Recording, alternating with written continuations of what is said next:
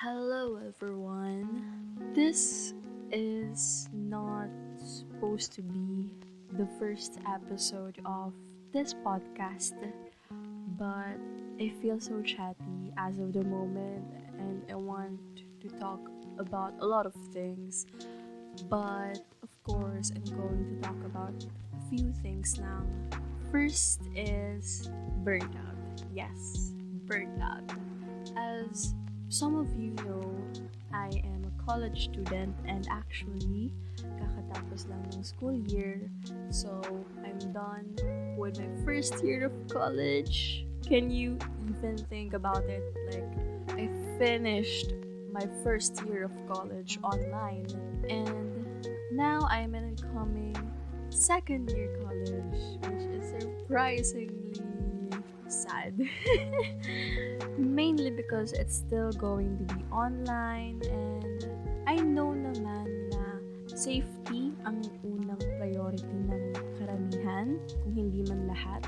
Kaya online classes, yun yung isa sa mga benefits ng online classes. Safety, because of what's happening in our environment right now during this time of the pandemic.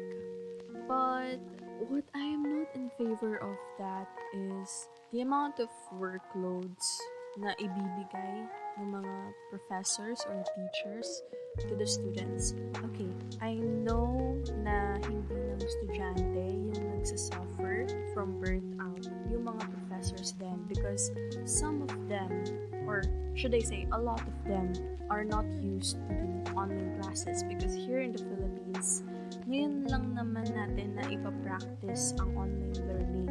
In my case, hindi ako bago sa online learning. Bakit? Kasi nung senior high school ako, particularly during grade 12, I am already doing online classes. But it's not that intense.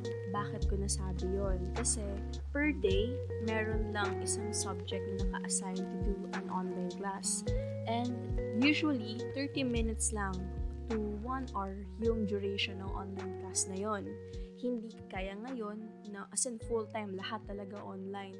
Kasi during that time, face-to-face learning pa naman tayo. So, we don't need to depend sa online learning. But right now, I understand na kailangan nating dumepende online, sa internet, diba? Pero, hindi talaga ako in favor. Because of online learning, ang dami nagkakaroon ng mental health issues. Hindi lang mga estudyante, hindi lang kaming mga estudyante, pero yung mga employees din, yung mga may trabaho na. And it's very alarming to me and to other people kasi hindi biro ang mental health issues. Ito yung punot dulo ng mga taong nagsusuicide. Bakit ko nasabi yun? Kapag may mental health issues ka, meaning to say, it's either you have anxiety or depression or other mental health illnesses. Nagiging rason to o isa sa mga rason kung bakit hindi nagiging okay yung pangkalahatang kalusugan ng karamihan. And ako kasi, I believe that mental health is the foundation of a person's overall well-being. If you're not mentally healthy, then you cannot have the mindset to be physically healthy, diba? Hindi ko alam sa paniniwala ninyo, pero ayun yung paniniwala ko.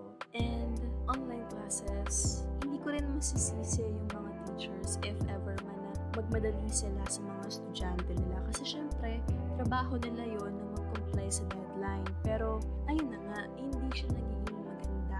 Kasi, ang daming estudyanteng nababurnt out. Yung iba, sad to say, more than half of the school year na sila, pero they dropped out. Kasi it's either wala na silang enough money to support their education.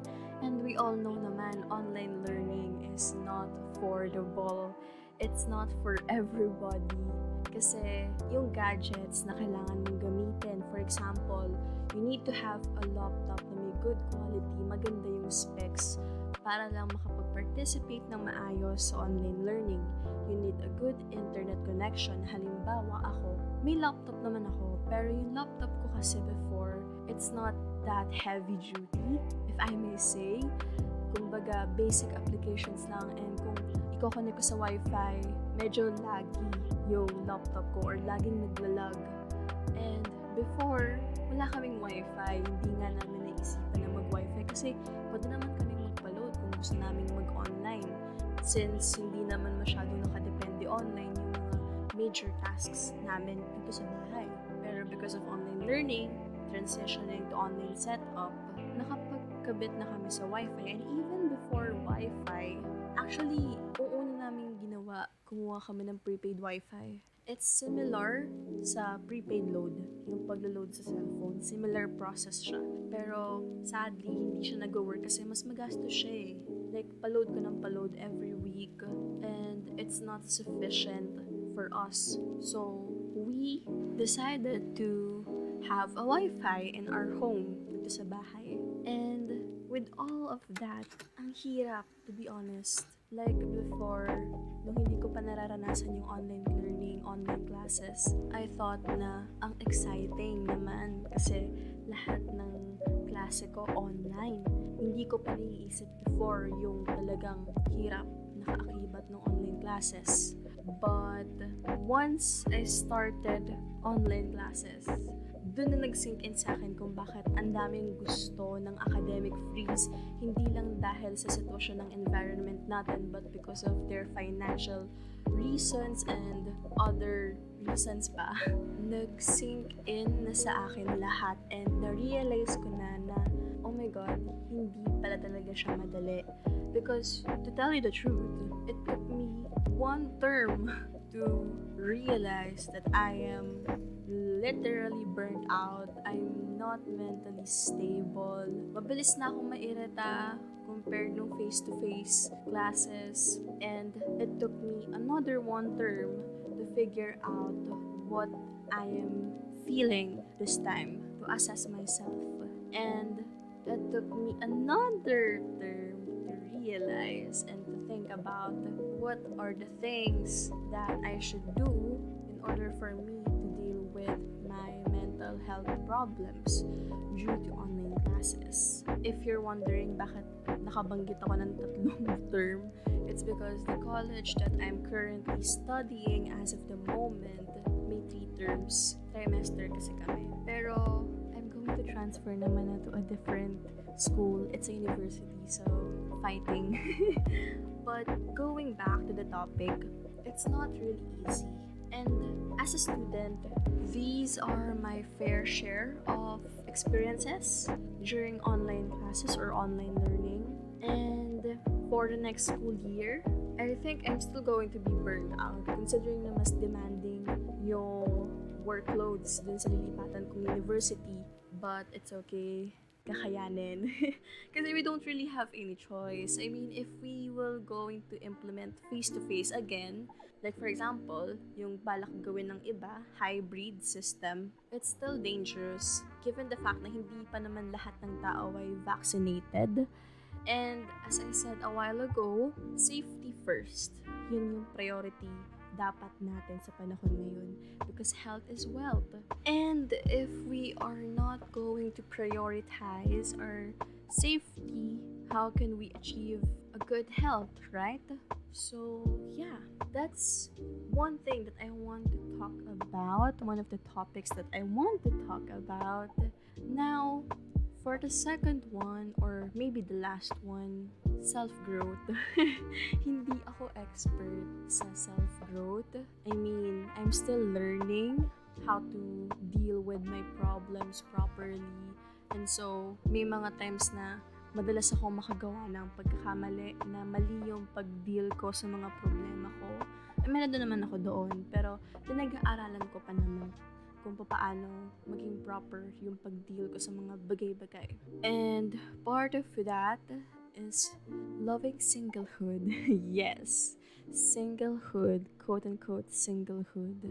Honestly, I've never experienced, I experienced it before. Like, I've been single for like 15 years of my life before. But after that 15 years of my life being single, that 15 years is from birth to 15 years old, okay? after experiencing that, I have a couple of boyfriends or exes, should I say. Hindi ko naranasan na maging single ng mahabang panahon ulit. I think this is the second time na or the third time na naging single ako. And mahaba-haba. I think mahaba-haba yung pagiging single ko this time. And I still love it. Although, I mean, let's be honest here, kapag naging single ka, syempre, namimiss mo yung meron kang kalandian, meron kang fin-flirt, diba? May nang-flirt sa'yo, namimiss mo yun. Pero, of course, on the other side, or on the bright side of singlehood, is that you learn to know who you really are, what do you really prefer, ano ba yung mga bagay na gusto mo, diba? You learn to explore yourself even more. Kasi, syempre, kasama mo lang sarili mo. So, you gotta learn a lot of things about yourself.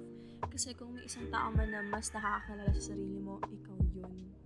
So, to me, being single is a struggle, but it's a fun journey. And despite of difficulties that I am experiencing, I am still hopeful that I'm gonna get better. Kasi I have to admit na napansin ko rin sa sarili ko na hindi ko pa masyadong kilala yung sarili ko. And so I need to learn a lot of things about myself and to learn how to deal with different types of people. Kasi syempre, diba, kung papasok ka sa isang relationship ulit, you want to be better na, diba? You want to be the better version of yourself na as a partner, as someone's significant partner, or significant other, should I say. And yeah, so that's all for this episode. I hope you enjoy listening, although this is supposed to be not the first episode of this podcast show, but I just feel chatty and I want to talk about some topics that I have in mind. But yeah, so thank you for listening and have a great day, afternoon, or evening, and goodbye.